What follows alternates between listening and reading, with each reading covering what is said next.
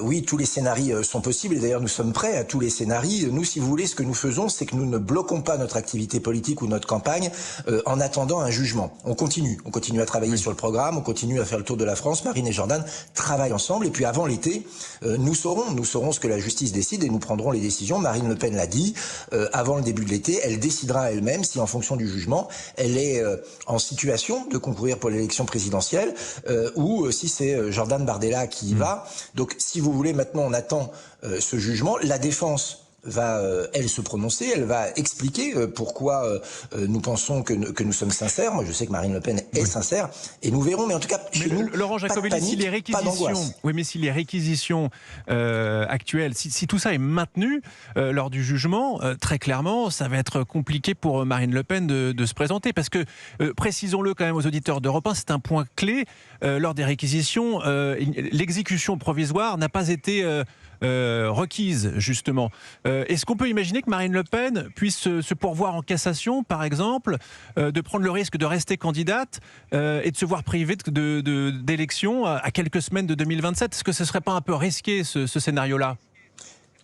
On le sent dans votre question, il y a 1000 hypothèses possibles. Oui. Ce qui se passera, c'est quand le jugement sera prononcé, soit la peine éventuelle d'inéligibilité prononcée empêche Marine Le Pen d'aller à la présidence de la République, eh bien elle en tirera avec Jordan Bardella toutes les conclusions et le duo Bardella-Le Pen continuera à faire campagne avec Bardella candidat.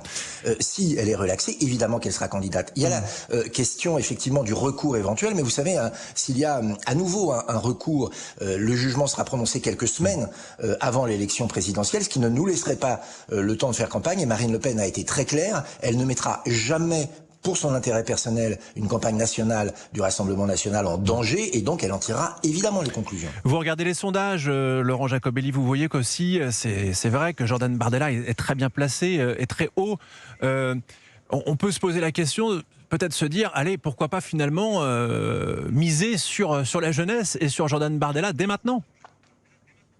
Mais nous misons sur la jeunesse, nous misons sur Jordan Bardella, et la première à l'avoir fait, c'est Marine Le Pen, qui a préparé effectivement quelqu'un à assumer des très hautes fonctions, et ce quelqu'un le fait très bien, c'est Jordan Bardella.